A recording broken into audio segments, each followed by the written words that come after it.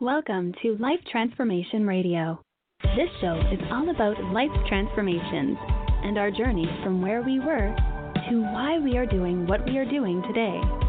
We will discuss the hiccups, the roller coasters, and the blood, sweat, and tears that has been poured out while discovering our purpose. It is all about our transformations. Here is your host, Sean Douglas. Good afternoon and good evening, and welcome to another episode of Life Transformation Radio. I am your host, Master Resilience Implementer, TEDx speaker, business positioning strategist, and author, Sean Douglas. This show is currently heard in over 74 countries.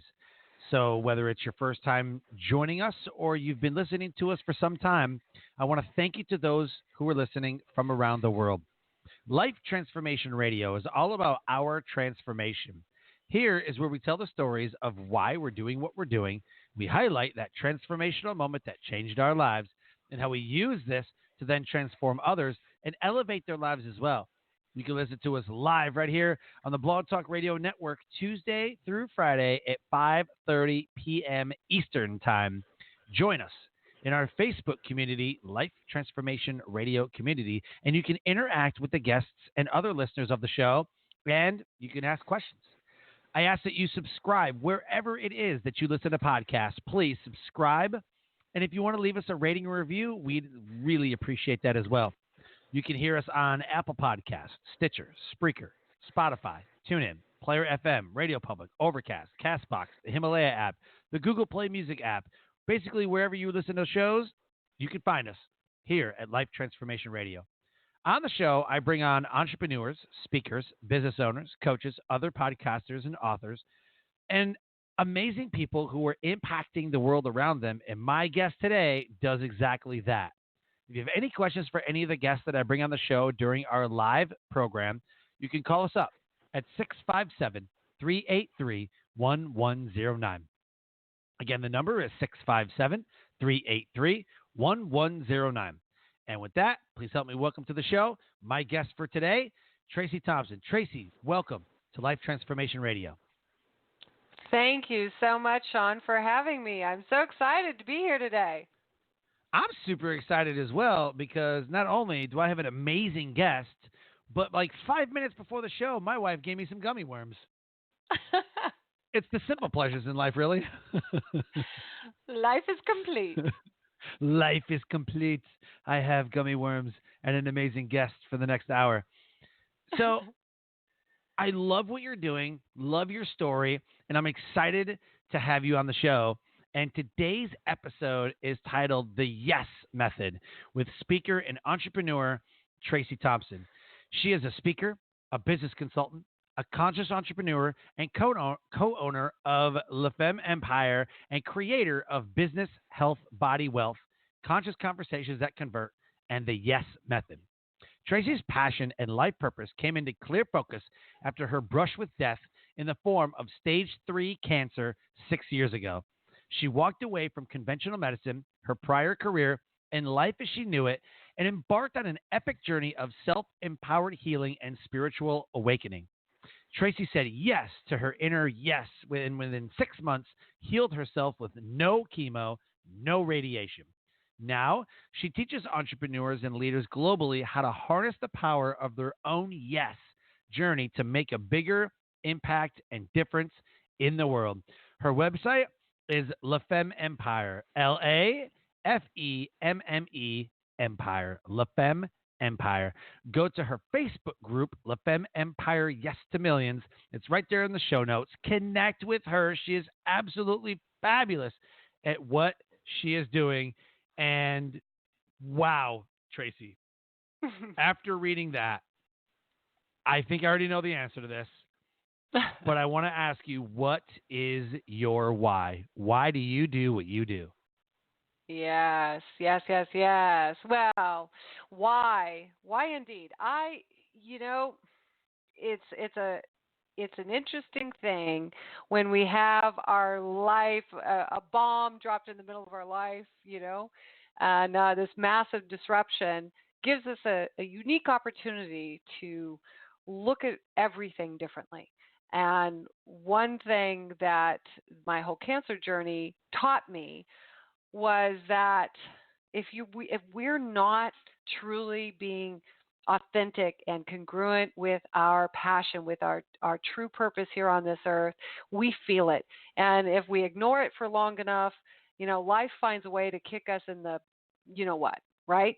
Yep. Oh So yeah. my big why is to empower people, to impress upon them how important it is to tune in to that inner yes within them, the one that hints at them at first, that beckons, that calls in little ways, and then gets louder and louder the longer we don't heed it, until hopefully, for everyone else's sake, they don't wait until it comes to that sort of cataclysmic breaking open like it did with me. But that's my big why. Empower people to say yes to their yes.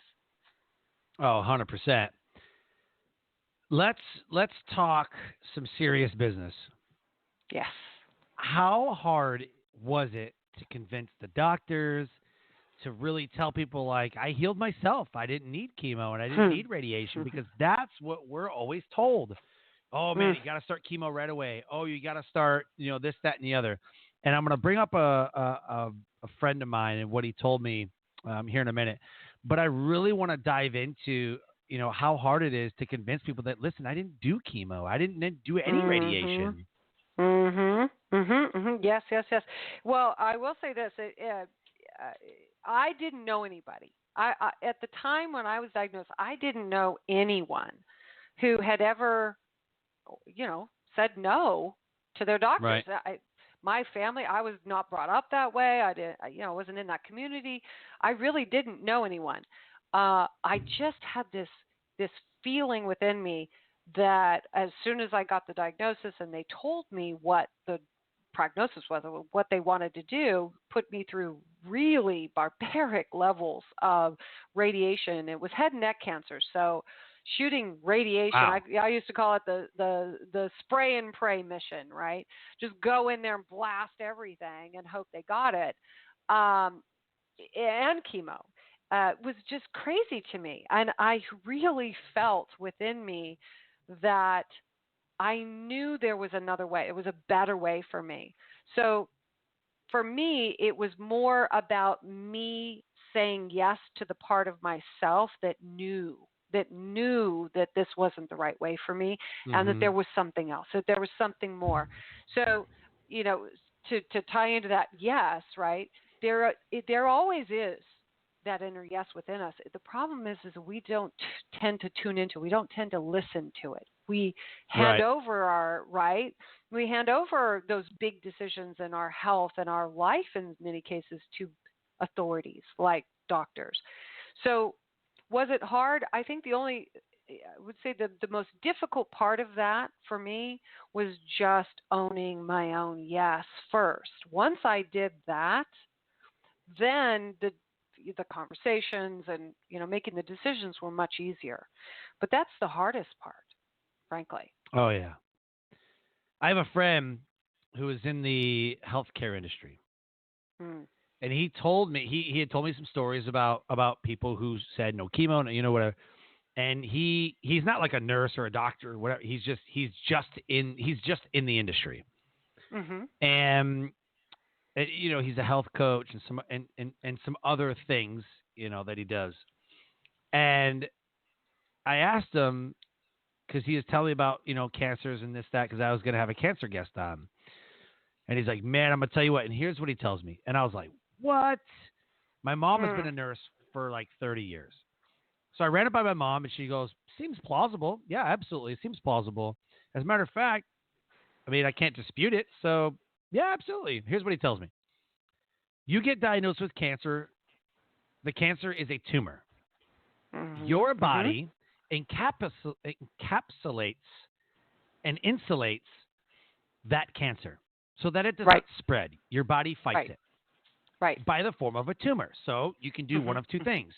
You can blast it out of there with radiation and whatever, or you can do a surgery to remove the tumor, whatever. Whatever needs to happen. He said the problem is that they go in and they take a biopsy of it. When they take a biopsy of it, they puncture that capsule, that protective coating. They puncture it. Guess what happens? It's like popping a zit. It leaks everywhere. And guess what it does? It spreads. So then there's like, oh my gosh, it's spreading. Well, no crap. So now that the doctor has punctured the capsule that is keeping that cancer from spreading, they want to do radiation. And radiation breaks down your immune system and your ability to fight it. Sure. He's like, so chemo kills people. That's what they do. The chemo kills people. It breaks down your white blood cells. The radiation breaks down your body ability to fight. He said the worst thing you can do for any cancer is to let them do a biopsy, which spreads the cancer, and then give them chemo and radiation to make it worse. He says, did you know that there have been, and he's been told by other doctors, like, he's like, you need to shut your face. So I'm really wondering what's going to happen with this episode. But I don't know, maybe the government will shut me down. However, what he told me was that simply altering your diet has an effect on that cancer. Absolutely.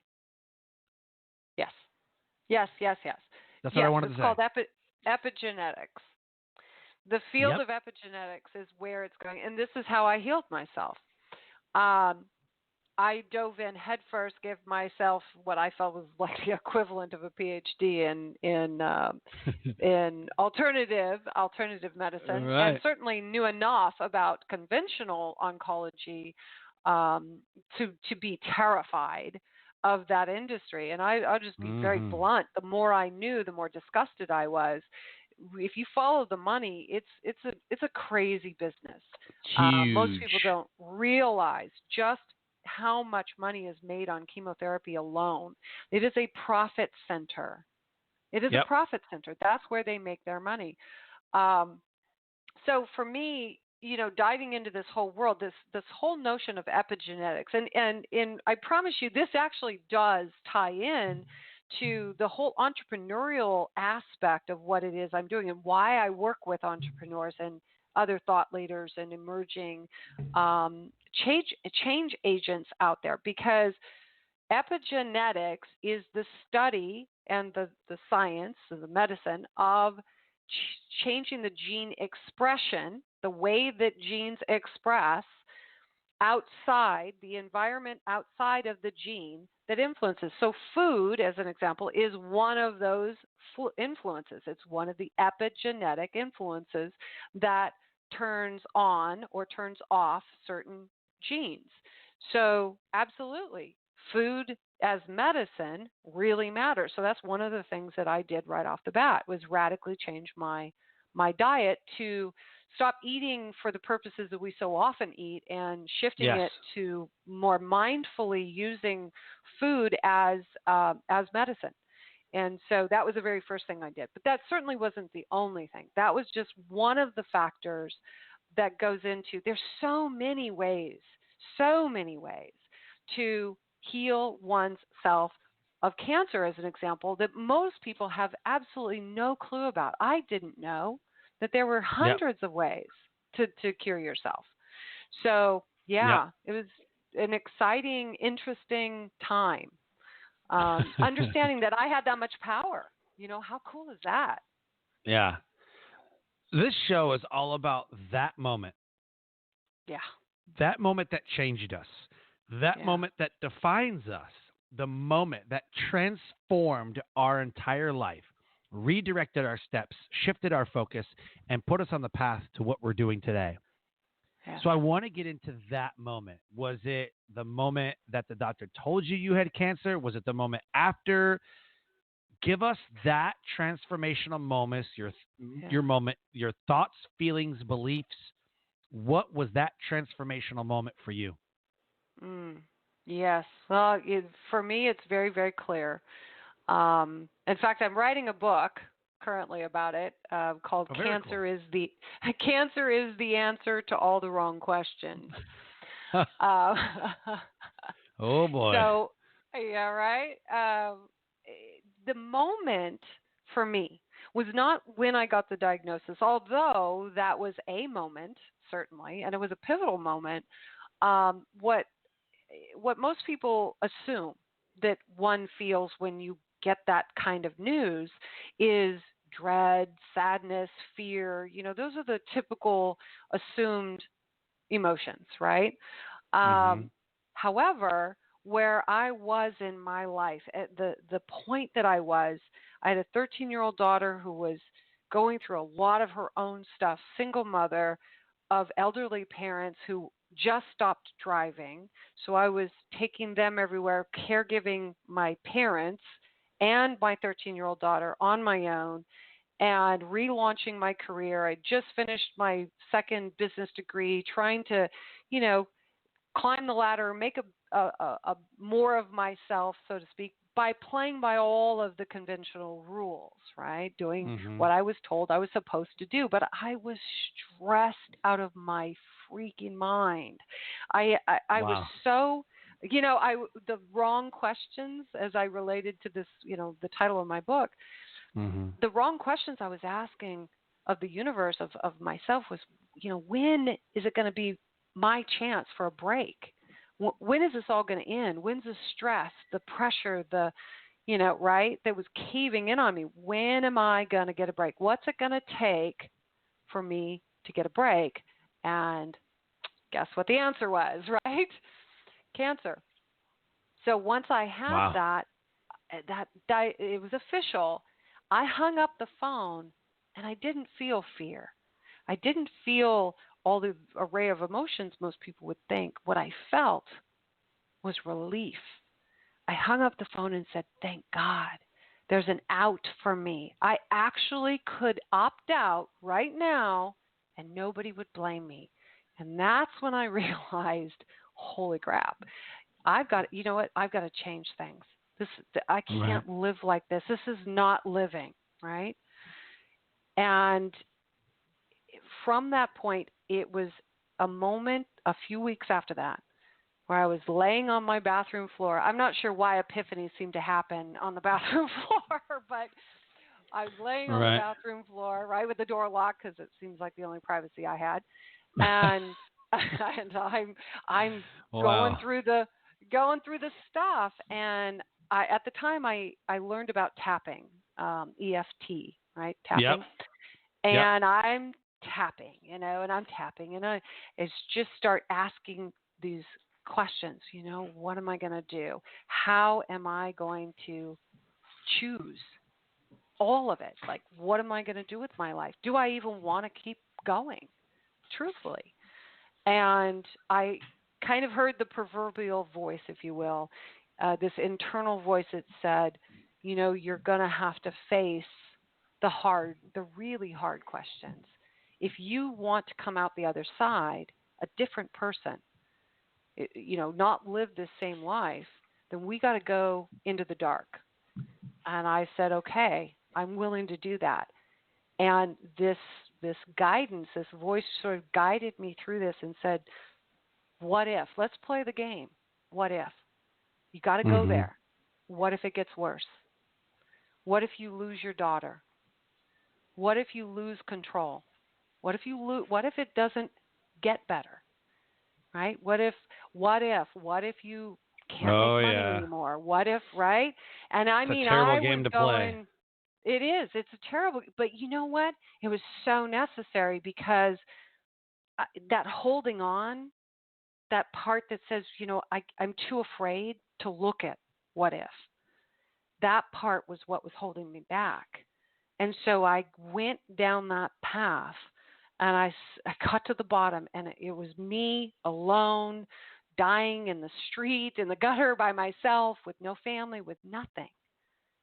And, tears streaming down my face, and it was this existential dread, who am I, right? If I lost it all.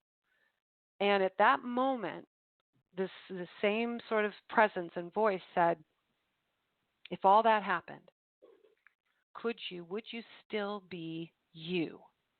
Would you still be you? And I really thought about that. And I finally got to a place where I could say yes. yes, I would still be me. But it wasn't done. That wasn't the end of it. It was the real pivotal moment was the next question, and that was, if all of that happened and you were still you, could you truly love and accept yourself as nothing, as having nothing, being nothing, basically a obliteration of your ego? Mm-hmm. And man, that was hard. That was really hard. But once I could say yes, right? Yes to that. Yes, I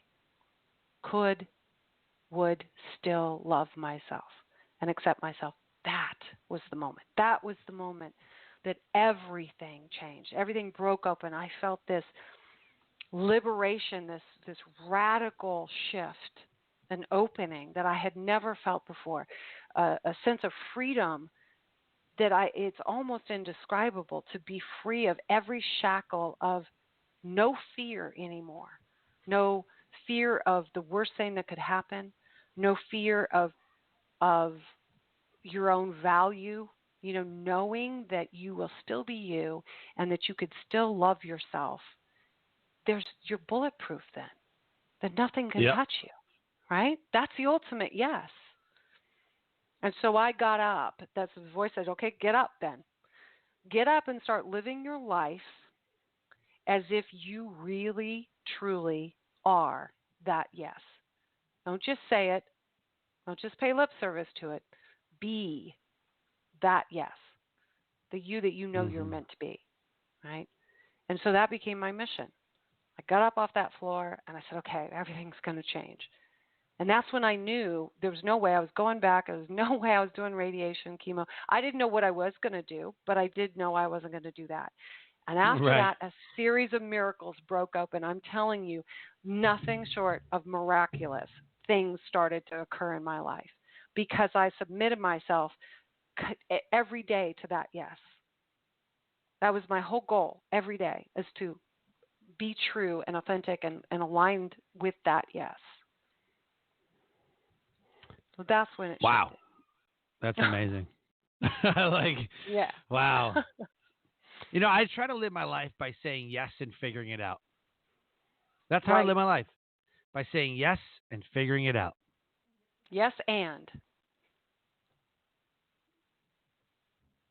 Yes, and what? Yes, and. That's the preface. That's for what I'm everything, saying. right? Like, yes, and what? Yes, and. Yes, and. Yes, you got to keep and going.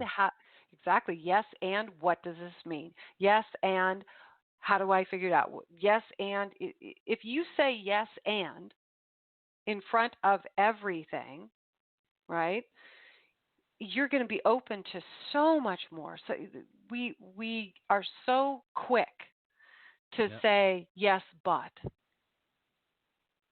instead of yes, and, right? You know what I love when people say that, oh, I had all this success because I manifested it. I'm like, that's awesome.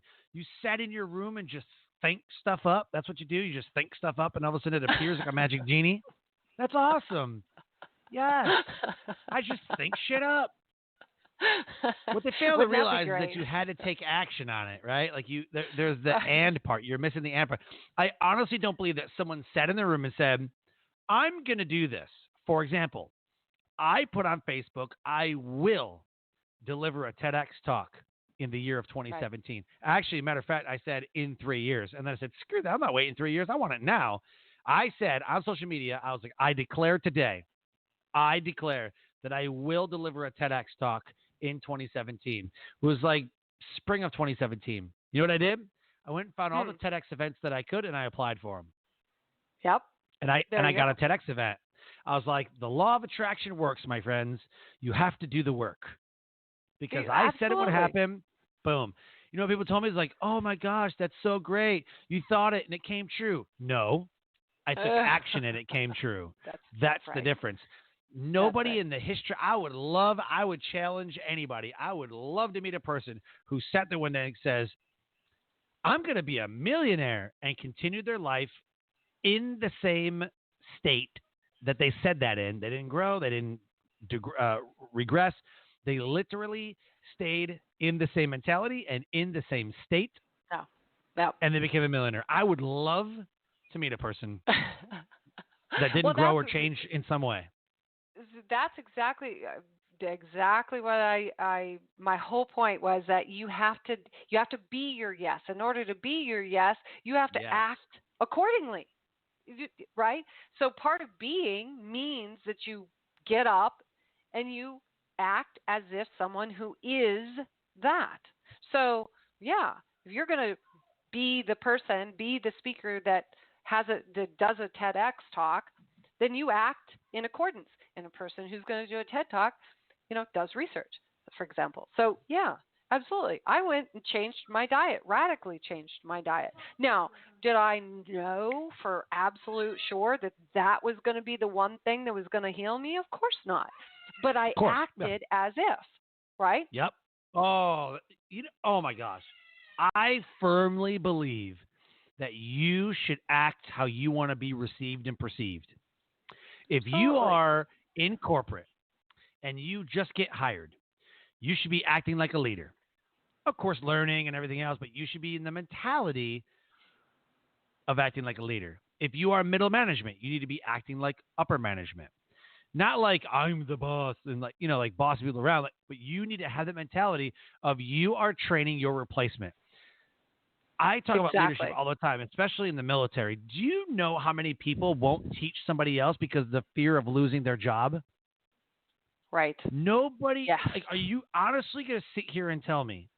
Are you honestly going to sit here and tell me that you don't want to train somebody because you don't want them to take your job because you love your job where you're at, or you love your position, or like you should be moving up the chain? Your whole goal is to own the whole thing. Be a VP, be a partner, be a whatever it is. Whatever it is. You should be growing. Yes. Always growing. Oh, yes. And people are stuck. They're like, no, I'm not training nobody. And they're tearing down people around them to make sure that they are the tallest and the biggest and the strongest. And they just tear people down around them. You think about that, that's the whole point behind the yes and point of view, the yes and. It's like, okay, I got the job. Now, yes, and what's next? And what's my next yes? What am I striving for? You don't look down at your feet if you're running or you're skiing or you're doing anything that is forward motion. You look where you're going. You don't look at your pedals of your car when you're driving. You look right through the windshield. I hope you don't. Be very interesting. You look through the windshield, right? That would be a bad way to drive, by the way. Right. You look where you're going. You look at the horizon. You don't keep your eyes on your feet on the pedals. And I think that a lot of people, they say yes once, right? They may get that little bit, they take that step forward, and then they go, okay, well, I'm good. I'll just stay here. Or worse, they second guess their yes and they step backwards and they don't step fully into they really aren't living and embodying their yes.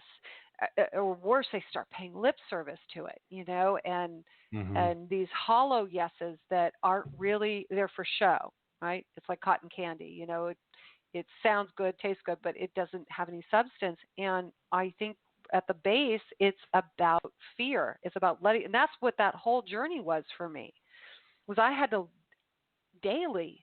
allow the parts of me that no longer served die.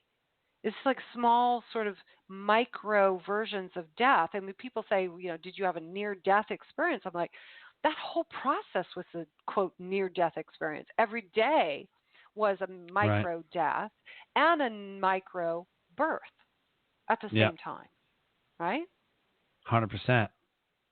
I like that. I like that mentality. I like that a lot. And I totally understand and totally resonate with that. It was an exciting time. What was I really want to know.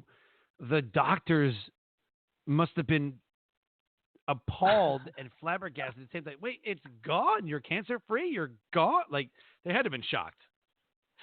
Well, what's interesting is that I found their reactions to begin with very interesting. When I told them that I wasn't going to do the chemo and the radiation. My oncologist, I remember the conversation vividly. I actually had two different doctors. One was the first doctor that saw me, the ears, nose, and throat specialist, and then my oncologist, the ears, nose, and throat specialist. Yep.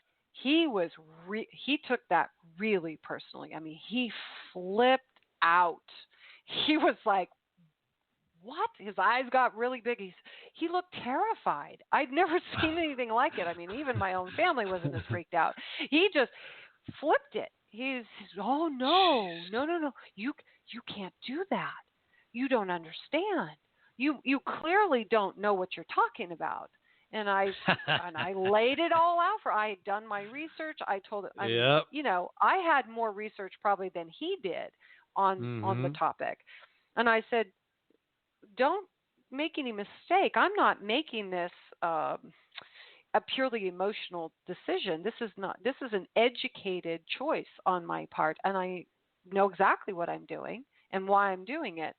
And he just flat out said, if you don't do this, if you don't go to your oncologist and get into this radiation, you don't understand, it's going to spread, and likely with the kind of cancer you have and where it's already metastasized, it's already in the lymph nodes, you're going to be dead in 3 years. And I said, well, I'll be more than happy to be the very first of all your patients to be the one that, proves you wrong, right? Yep. Essentially. And he shook his head and he just said, well, I wish you the best. I really do, which of course meant, I'm pretty sure you're going to die. That was, and my oncologist wasn't much better. Did you ever go back to those guys and be like, hey, look at me. Hello. Well, what's interesting is that in one way, there was a part of me that really did want that sort of interesting sort of sense of satisfaction. But what I found is once I was on my path and the people I met and the forward motion that I was making, it didn't feel congruent with where I was. I just was so far past that by the time I got to the place where I was like cancer free, which was only within 6 months. I don't know. But I wouldn't have done it from a place of hate. Right. I would have done it from, I told you so, but still not a place of hate. But look at me. Right. I told you I'm because don't you have to go back to the oncologist to get like cancer screenings and everything else? No, you don't have to actually. You don't have to go back to the particular oncologist that diagnosed. But, I mean, you got to go to somebody. That's true, and I did have a functional doctor whom I was, and he's an MD. So he ordered the follow-up PET scans. So and he was running the tests, and so I was under his care. Interestingly enough, the oncologist that diagnosed me, who was the head of the entire cancer center, by the time that I was ready to show the results and say, hey, guess what, I'm cancer free. I don't know what happened, but in some cloud of mystery, he was unseated. He left. Nobody'd heard from him. He just disappeared. It was weird. So so I didn't even get a chance to go back. Wow. But your doctor was your doctor like incredible, like you're free, like you're good. Well, the doctor that I went to, that's what he did. He was an immunologist, a functional medicine doctor. So he really specialized in epigenetic therapies, so he wasn't at all surprised. He was very pleased that I was the only patient that he'd ever treated that came to him before chemo, before radiation, because he was accustomed to getting patients that were on their deathbed. They were sent home to die from their regular oncologist. They had their second or third cancers. I mean, it was really sad. I got to meet a lot of really amazing people, other cancer patients when I was in that clinic. And this man he was a miracle worker.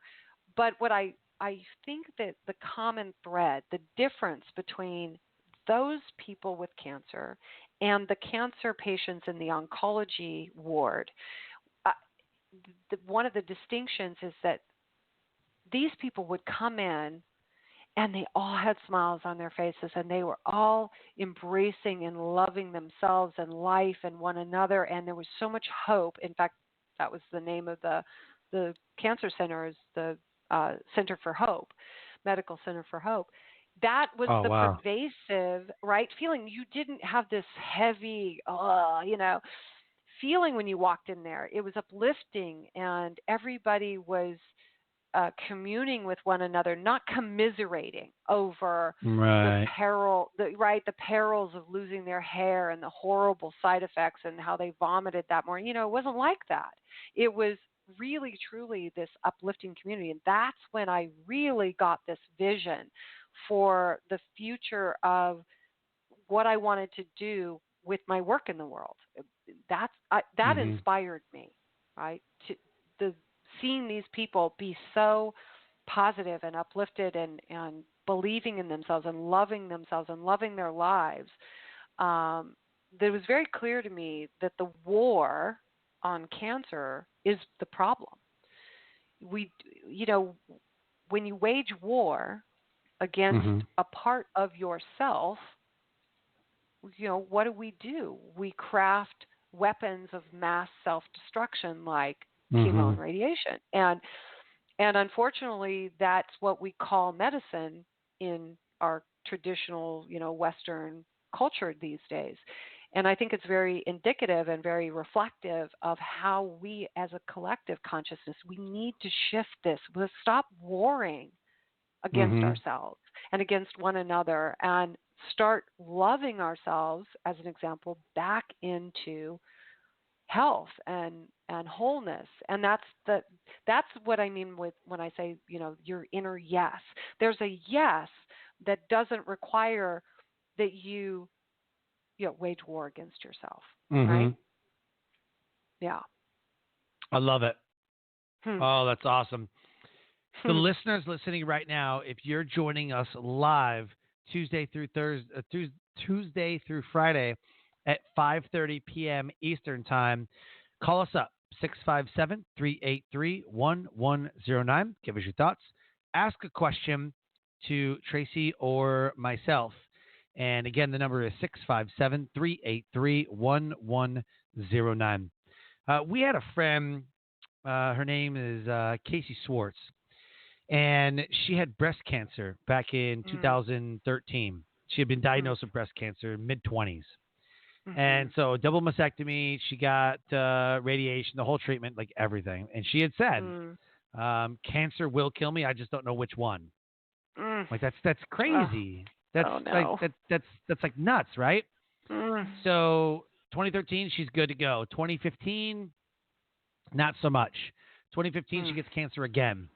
And Mhm. so she's been on she had a blog that she wrote, her fight out, her war against cancer, her war on cancer, Mm. fighting, there was something about fighting for life or, whatever. Mm. She was a speaker, Mhm. and in the military, like her husband is still in the military. She had a daughter, or she has a daughter, about 4 or 5 years old or whatever. And, military is really helping her out and all that, paying for all the stuff. And then she got sick again. Then Mhm. she got sick, and then she was like, "Oh, here I go. I go back in." Mm. And Mm. then, it had spread. The cancer had spread. So then she goes, does her radiation, does her chemo, boom, beats it again, cancer free. Mhm. But Mm. she's like bald now, and she's sick, and Mm. she's like, I just don't feel good. And now you can just see her body is just like ravaged. And again, Yeah. she goes, I don't know when I'm going to die, but I'm going to. I'm Mm. like, why do you do this to yourself? And in Mm. 2016, she got cancer for the third time, and Mm. she had tumors in her ribs and in her eye. She ended up going blind in one Mm. eye. She had Oh brain gosh. cancer, like her organs were shutting down, and they said there's Yeah. nothing we can do. Yeah. The third time she got it, it was like her whole body. She was like, there's nothing we can do, Yeah. and she ended up passing away. She ended up dying. Yeah. And I'm just like, and I hear the Mm. stories of this person made it and they healed themselves, and my friend tells me this stuff, and I'm like, what? Like, why? Mm. Like Mhm. what is happening? And very good friend of ours, husband, was a good person, and the child is absolutely amazing. And she never complained one time. She never complained. She was always booked to speak somewhere. She was like, this is what I'm dealing with. This is what I'm fighting with. This is what I'm, Mm. whatever. And Mhm. No, it's she's tough. been a good It was tough. She's been a good soldier. She was soldiering Yeah. on. Oh Yeah. yeah. And Oh yeah. Up until the and last moment. Up until the last moment. and and and listen, I have such huge compassion and empathy, and I feel, yeah, I met so many amazing people. So Hmm. many amazing people through the my cancer journey. I have compassion for people who are facing this life-changing event, and I certainly don't ever want anyone to mistake me that I think that somebody who chooses differently is wrong. Here's the thing, Oh yeah. I'm just, the call that I have to others is, let's love ourselves more. Let's say yes to a part of ourselves that says, that if we're going to we're going to kind of have self-fulfilling prophecy, let it be good. Let it be life. Let it be the least violent way possible, right? To, you know, Right. yeah, say, hey, I told people that. I said, it's interesting, and I'm going to write this in my book. I am writing this in my book, that the cancer became my Joe Black, right? If you've ever saw the movie or read the book, but Oh, what a great movie. Meet right, Joe Black. Meet Joe Black, right? So Oh, what cancer a became my tremendous Joe movie. Black, and I looked at cancer as as this dark angel that walked beside me, and it was a strange sort of bedfellow, so to speak. I really felt comforted by the fact that death no longer scared me. Right? It was a comfort to me to know that all of this life, this stuff, this pressure, this stress of being human and being in this today, and this day and age, all of that goes along with it, that there's an end to it, and that was somehow comforting to me. But I also knew in that moment that there was a transcendent, um, we don't end, our spirit, our soul, who we are. That was my journey, right, with Joe Black, the cancer angel by Right. my side, taking me, leading me down that path, and saying, see, at the end of it all, you are still you. You can Mhm. still love yourself, and Yep. and have your body be, quote, broken and useless, and but it doesn't have to be that way. In other words, there's comfort at all levels, and if we really got that, if we really understood that, and we really embraced that yes, that deep yes, then the things that scare us the most can be transformed into not just opportunity to overcome, but can be transmuted and changed into something really beautiful and amazing, and life changing, not just for you, but for everyone around you. So I love it. yeah. Absolutely love it. I have two quick questions as we start to wrap up the show. Mhm. First question. Did your doctor tell you or hint at or make you aware that cancer may show up again? Or was it like, you're good, have a nice life? like, like what was that like? Yeah. Well, it depends on the doctor, because I had more than one. So Yeah. Well, yeah. the the doctor um, that helps me heal, that helps facilitate through the epigenetic therapies, the non-toxic, all of that.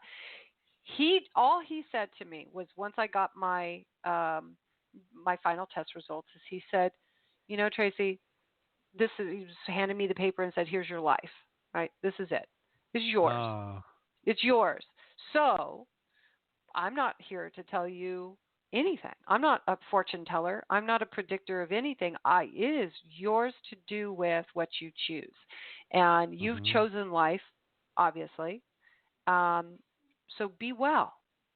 Love what you've been given. and I hope I never see you again in a good way. Right? Oh, that's Right? so good.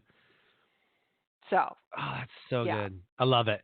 The second part of that question is, how are you elevating the world around you now? I feel like you've been given a second chance. You know, we always talk about Yes.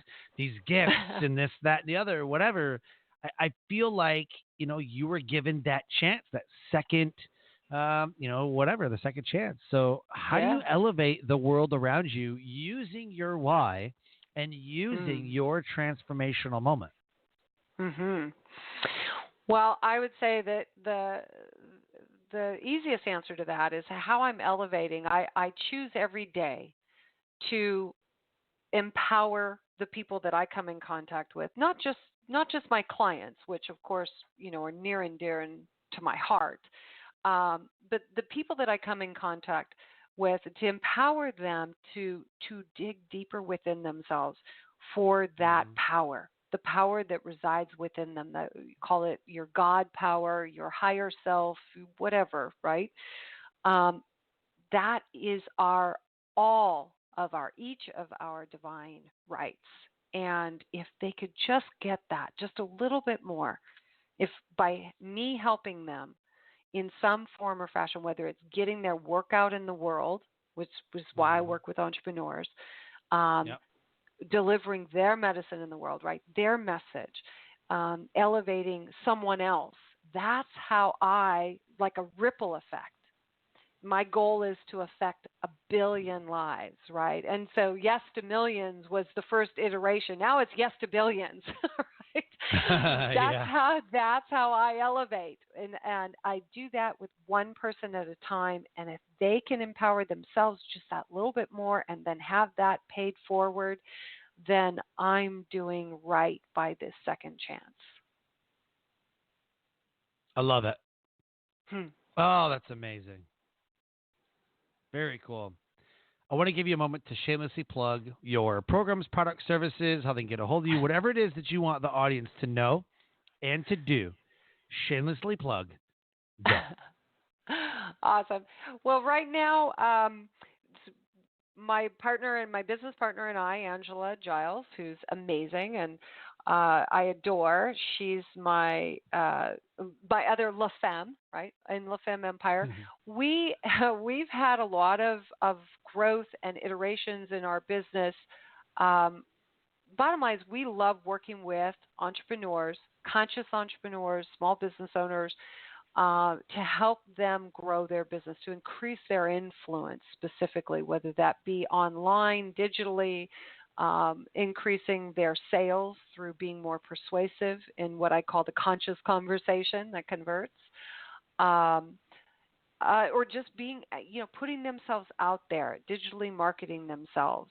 We love working with entrepreneurs to do that, and that's our expertise. And through the Yes Method, which we've been talking a little bit about, everyone has a yes journey, including our clients, and understanding that and incorporating the yes journey for the client, yes journey into their marketing, their messaging, and in their sales efforts, we believe is the key, is the path to everything that they want to grow their business and to make a bigger impact. So really, the only plug I have is, if you're interested, if you're a conscious entrepreneur and you are in the position where you want to grow your influence, grow your impact, grow your business, we'd love to talk to you. I mean, I'm just going to keep it simple. Just Mm-hmm. get a hold of us, and we'd love to set up a time to have a chat and see if there's a way for us to support you in that. Probably the best way is just to email us at lafemmeempire@gmail.com. I love it. Yeah. Very, very cool. Very, very clear. I love it. So, as we close the show, can you take us home? Give us that nugget of knowledge. What is the yes method? And I'll leave the how to the people that get a hold of you, but what is the yes method that we've been talking about today for those joining us late in the program? What is the yes method? And and it works. It definitely Yes. works. But talk about that. Yeah, so I like to refer to the yes method as the best decision making, action taking, conviction staking method. Wow. is it's really a three-phase, three-part, and this is the high overview, of course. So this is a Yes. three-step process. The first yes is clarity. You have to get clear on what it is you want to say yes to. So often, I believe that we don't even know what we're trying to say yes to, what we want to say yes to, because we're so busy trying to just keep our head above water every day and, please everybody else. And all that noise drowns out our Mm-hmm. true yes, right? So the first phase of the yes journey is clarity around what's really, truly at the core of your inner yes. So it's exploring and making clear your yes. What is it you want to say yes to? Okay. And by virtue of saying yes, by the way, to what's really true and authentic for you, that means by virtue of that, you're cutting away and saying, quote, saying no to many other things. So for every yes, there's probably 10 other no's, right? Oh yeah. So no has its place, but you got to know your Mm-hmm. no and be your yes, right? So that's the first Right. yes. The second yes is action, is committed action. So just as we were saying, it's not enough to just know what you want to say yes to, but you got to take action. And so that second phase of the yes method is committed action. Okay, and having a plan for that, not just wishful thinking, but actually creating a crafted plan in congruence and alignment with your inner yes. Then the third yes is what I call conviction. And that is where you're being your yes. That's where you don't get knocked off your course. That's when things happen, stuff comes up, life happens, you're thrown all these curveballs, but you stay in your yes. You stay committed in that yes. And there's more to that. It sounds easy on paper, but that's where we really hunker down and help you break old patterns and really establish being that yes, steadfast. And then it starts all over again. You get to say yes to something new.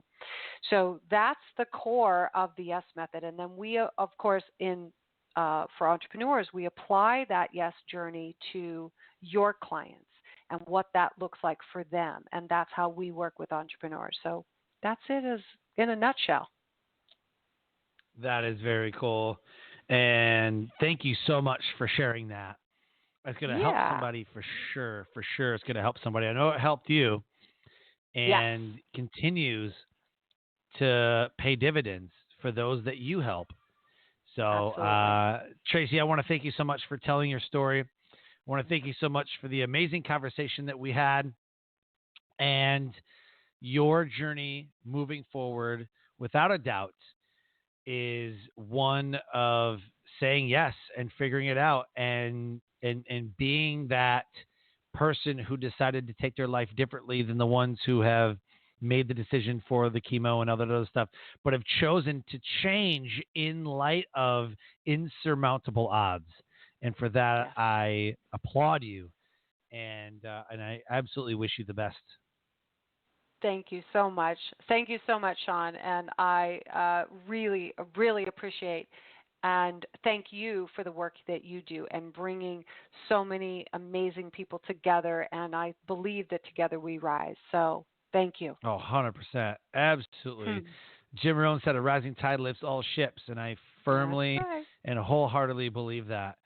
So thank you so much for your time and your energy today. Where's the best place for someone to get a hold of you? You can email me at lafemmeempire at gmail.com, and that's the fastest way to get a hold of me. Of course, you can always go to our website, lafemmeempire.com, and please come and join our group, our Facebook group. It's La Femme Yeah. Empire, Yes to Millions. And we have tons of amazing conscious entrepreneurs in that group. And we would love to have you as a new member of our community. Perfect. Outstanding. So, Life Transformation Radio listeners, you heard it here. Join the Facebook group, La Femme Empire, Yes to Millions. Check it out in the show notes. The link's right there. Go to lafemmeempire.com. And if anything resonated with you, please connect with Tracey and let her know that you heard her episode and her story on Life Transformation Radio. Wherever you're comfortable listening to podcasts, please subscribe. Leave us a rating and review so that we know how well you're doing. You can join us live Tuesday through Friday at 5:30 p.m. Eastern Time. And don't forget to join our Facebook group, Life Transformation Radio Community. And with that, I close the show by saying, live your brand. Find opportunities every day to live out the core values that you hold deep in your heart. And I call this living your brand. So until next episode, live a great life.